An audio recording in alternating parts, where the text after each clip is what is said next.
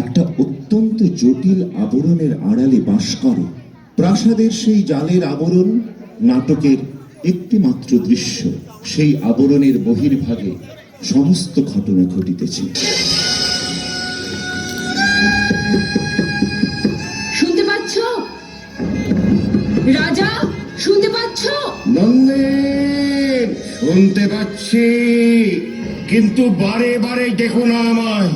আমার সময় নেই, একটুও না। আজ খুশিতে আমার মন ভরে আছে রাজা। সেই খুশি নিয়ে তোমার ঘরের মধ্যে যেতে চাই।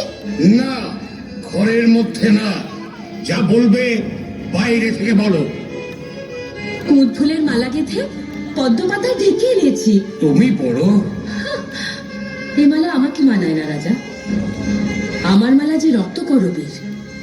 আমি পর্বতের চূড়ার মতো, শূন্যতাই আমার স্বভাব। কিন্তু সেই পর্বতের বুকেও ঝর্ণা ঝরে, তোমার গলাতেও মালা দুলবে। চাল খুলে দাও রাজা, আমাকে ভিতরে যেতে দাও। আসতে দেব না। যা বলবে শীঘ্র বলো, সময় নেই। শুনতে পাচ্ছ রাজা? শুনতে পাচ্ছ? দূর থেকে ওই গান ভেসে আসছে। কিসের গান? পৌষের গান। ফসল পেকেছে, কাটতে হবে, তারই ডাক।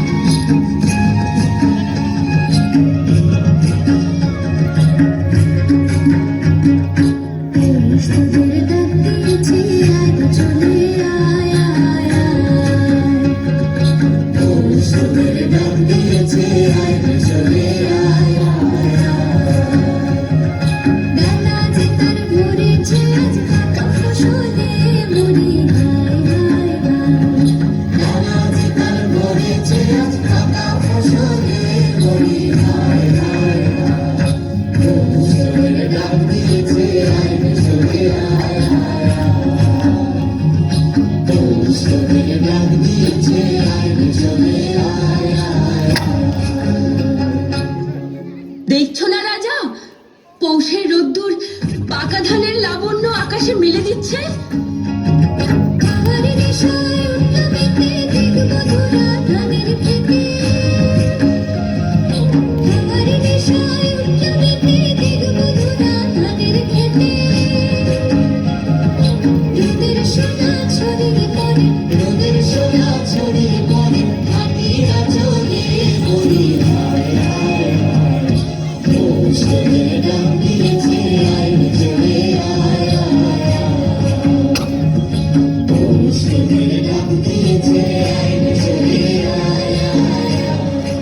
বেরিয়ে এসো, তুমিও বেরিয়ে এসো না রাজা, তোমাকে মাঠে নিয়ে যাই।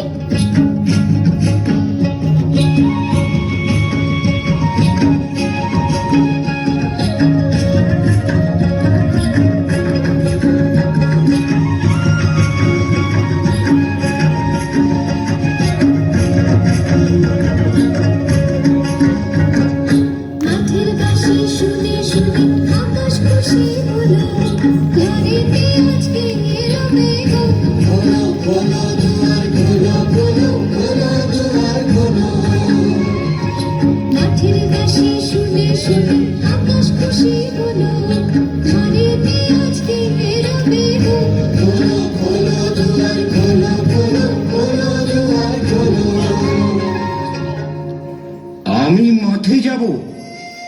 কোন কাজে লাগবো? মাঠের কাজ তোমার ওই যক্ষপুরীর কাজের চেয়ে অনেক সহজ। তাই তো বলছি রাজা, বেরিয়ে এসো, বেরিয়ে এসো রাজা। মাটির উপর পা দাও, পৃথিবী খুশি হয়ে উঠুক।